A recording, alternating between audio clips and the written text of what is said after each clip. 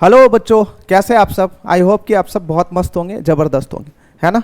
जैसा कि आप लोगों को ऑलरेडी पता है कि हम लोग अभी स्टैटिक्स के 1 to 1 करके एक एक कंसेप्ट को क्लियर कर रहे हैं। और अभी हमने लास्ट क्लास में वर्गीकृत आंकड़े का दूसरे विधि से, जो अपने पास कल्पित माध्य विधि है, उससे देखा था कि आखिर माध्य किस तरीके से निकाला जाता है, ठीक है ना। और आज की क्लास में हम लोग वर्गीकृत आंकड़े का जो सबसे लास्ट वाला विधि है समांतर माध्य निकालने के लिए, जिसको हम लोग कहते हैं पगविचलन विधि, उस विधि से देखेंगे कि आखिर समांतर माध्य किस तरीके से निकाला जाता है। देखिए, ये वाला विधि बहुत बच्चे को कंफ्यूजिंग भी काफी ज्यादा होता है, क्योंकि वो बार बार देखते हैं लेकिन कहीं ना कहीं कंफ्यूज रहते हैं कि किस तरीके से बनाना है। और देखा जाए तो एग्जाम के पॉइंट ऑफ व्यू से सबसे ज्यादा इंपॉर्टेंट यही वाला विधि है।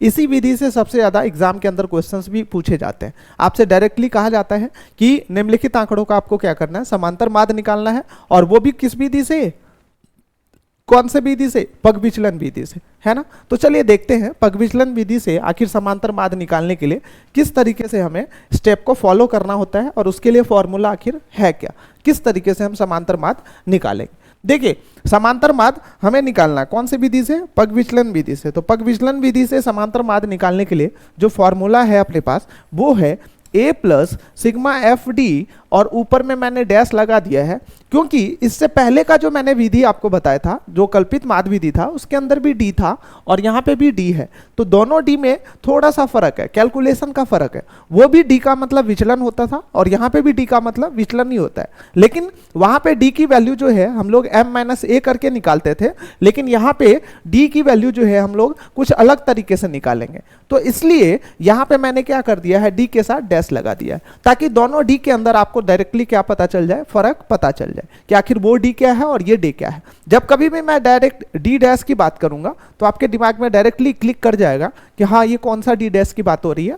पगविचलन विधि में जो डी डैश की वैल्यू हम लोग निकालते हैं, मतलब ये विचलन कौन सा है, पगविचलन विधि का विचलन है। तो यहाँ पे हम लोग डी डैश की वैल्यू कैसे निकालेंगे, वो चीज हम लोग एक बार अच्छे से क्लियर कर लेते हैं। बाकी देखिए, फॉर्मूला आपके सामने, बाकी जितनी भी वैल्यू है इसके अंदर, चाहे वो ए है, इसके अलावा सिग्मा एफ है, एच है और सिग्मा एफ डी डैश, ठीक है ना। तो डी डैश के अलावा बाकी कुछ सेम ही रहने वाला है, इसमें कोई फर्क यहाँ पे नहीं होने वाला है। चलिए बारी बारी से समझते हैं। ए का मतलब आपने ऑलरेडी इससे पहले भी देखा था, क्या होता है, कल्पित माध्य होता है। और ये इसकी वैल्यू हम लोग कहाँ से लेते हैं, इसकी वैल्यू हमेशा हम लोग मध्य बिंदु से लेते हैं, है ना। मध्य बिंदु से कोई भी वैल्यू हम लोग उठा लेते हैं, जिसको हम लोग क्या कहते हैं, कल्पित माध्य, और उसके हिसाब से फिर हमारा कैलकुलेशन आगे चला जाता है। देखिए, डी डैश का मतलब यहाँ पे क्या है, विचलन है।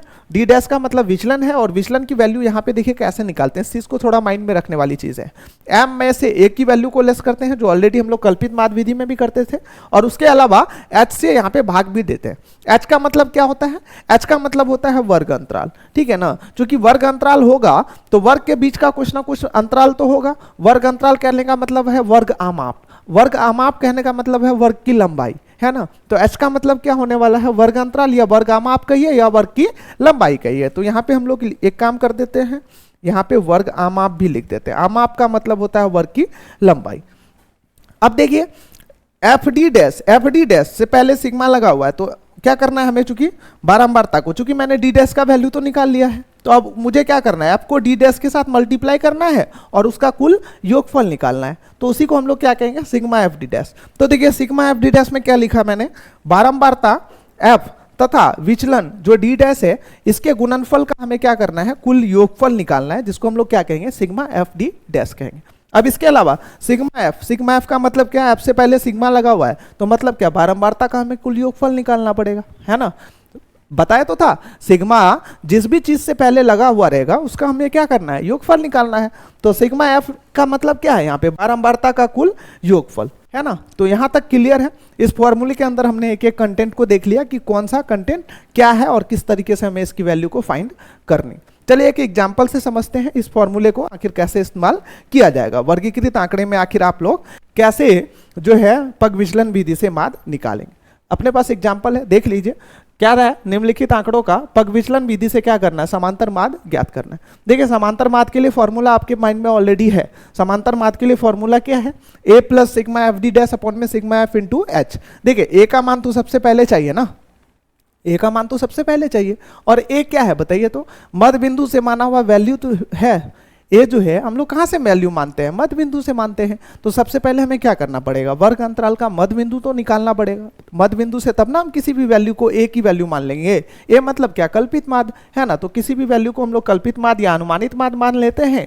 तो सबसे पहले हमें क्या करना पड़ेगा, आंकड़े से मध्य बिंदु निकालना पड़ेगा। तो देखिए सबसे पहले हम यहाँ पे क्या कर लेंगे, मध्य बिंदु निकाल लेंगे। और मध्य बिंदु मतलब क्या, एम की वैल्यू जिसको वर्ग चिन्ह कहते हैं। तो मध्य बिंदु कैसे निकालते हैं, निम्न सीमा प्लस उच्च सीमा को 2 से भाग देते हैं। तो 20 2 10 कितना 30, 20 10 30 को 2 से भाग देंगे तो कितना निकल जाएगा 15, 30 20 50 को 2 से भाग देंगे तो कितना निकल जाएगा 25।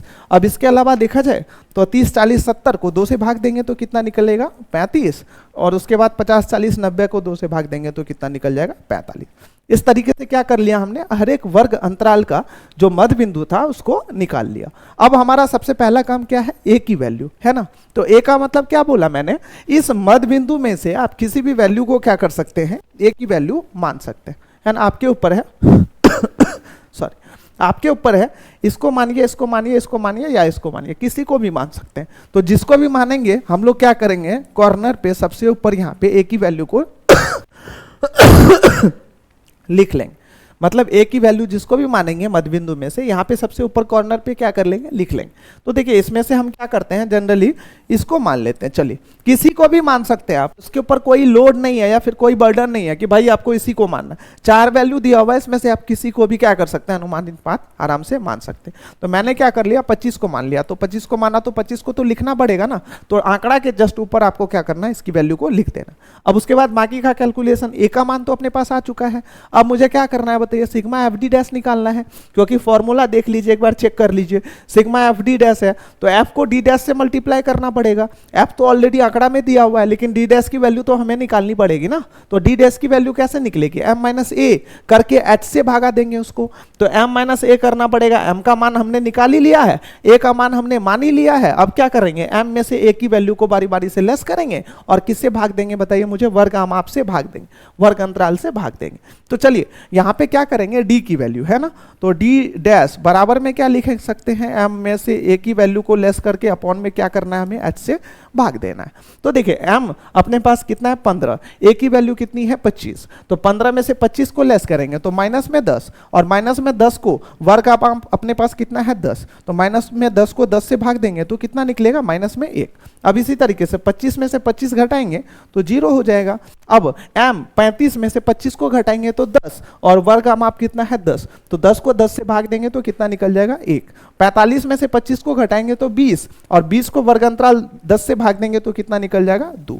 इस तरीके से अपने पास डी डैश की वैल्यू भी निकल चुकी है ना। आसान है, क्या है, सिर्फ कैलकुलेशन किया है। डी डैश का वैल्यू हमें निकालना था, क्यों, क्योंकि एफ डी डैश चाहिए। एफ डी डैश क्यों चाहिए, क्योंकि मुझे सिग्मा एफ डी डैश चाहिए। सबसे पहले एफ डी डैश निकालेंगे तब ना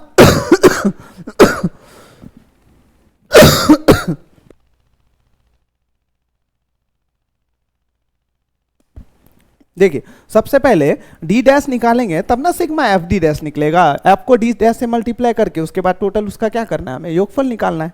तो देखिए डी डैश तो हमने निकाल ही लिया है। अब मुझे अलग से क्या करना पड़ेगा, यहाँ पे एफ डी डैश निकालना है। एफ डी डैश में क्या करेंगे, एफ को बारी बारी से डी डैश के साथ मल्टीप्लाई करेंगे। तो देखिए 2 है और माइनस में 1 है तो कितना होगा, माइनस में 2।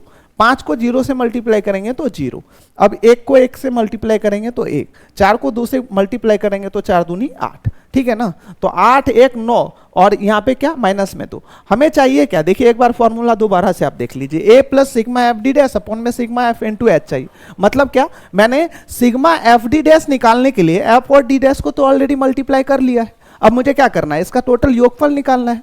तो D dash F D dash के पास, आपके पास जो कॉलम है ये एफ डी डैश का कॉलम है, इसका टोटल योगफल निकालना है। तो इसके लिए मुझे क्या करना पड़ेगा बताइए, टोटल योगफल निकालने के लिए मैं यहाँ पे लिख देता हूँ सिग्मा एफ डी डैश। और सिग्मा एफ डी डैश कैसे निकलेगा, 8 1 9 में से माइनस 2 घटाएंगे तो कितना हो जाएगा 7। ये किस चीज में, प्लस में। 8 1 9 में से माइनस 2 की वैल्यू लेस हो गई तो कितना वैल्यू आ चुका है 7।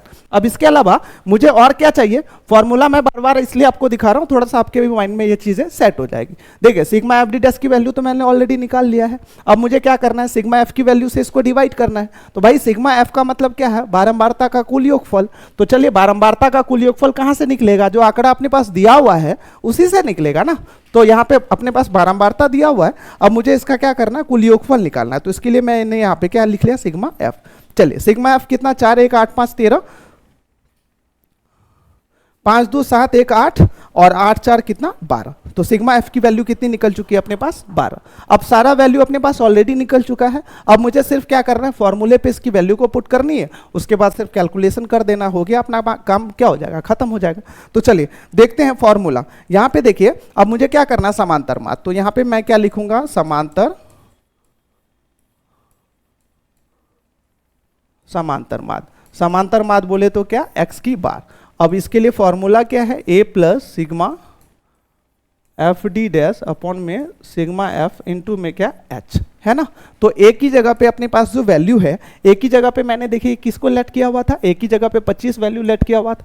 तो यहाँ पे क्या लिखेंगे, 25 plus sigma F D dash की जगह पे जो अपने पास वैल्यू है, सिग्मा एफ डी डैश की जगह पे कितना है, 7।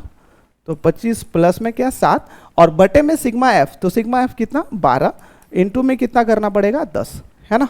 12 इंटू में कितना करना पड़ेगा 10।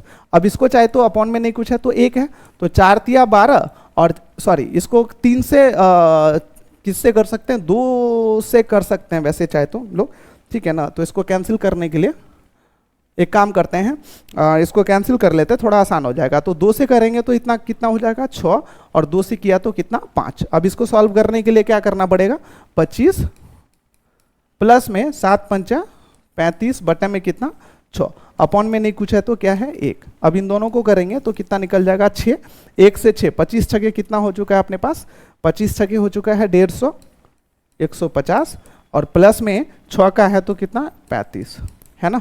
अब 150 और 35 को जोड़ेंगे तो 150 और 35 कितना हो चुका है, 150 और 35 हो चुका है 185, 85 बटे में क्या 6। अब देखिए 185 को यदि आप भाग देंगे तो 6 3 कितना हो जाएगा 18, नहीं कटा 0, ठीक है ना। 5 पे 0 तो 6 8 कितना हो जाएगा 48, उसके बाद क्या 2 पे 0 तो 6 3 कितना हो जाएगा 18, मतलब क्या 30.83 निकल चुका है। तो यहाँ पे हम लोग क्या लिख सकते हैं,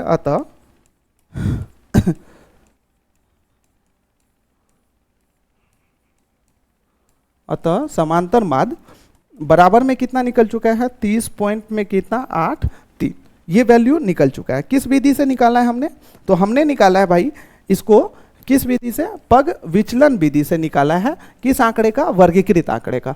तो पग विचलन विधि से वर्गीकृत आंकड़े का अपने पास माध्य कितना निकल चुका है, 30.83 निकल चुका है। देखिए इसका भी आंसर क्या है, वही है जो मैंने क्या किया था बताइए, वर्गीकृत आंकड़े में तीनों विधि से जो मैंने माध्य निकाला है, तीनों विधि से अपने पास माध्य का आंसर क्या है, सेम है, ठीक है ना। आप किसी भी विधि का इस्तेमाल कीजिए, आपके पास माध्य का आंसर क्या होने वाला, हमेशा सेम होने वाला।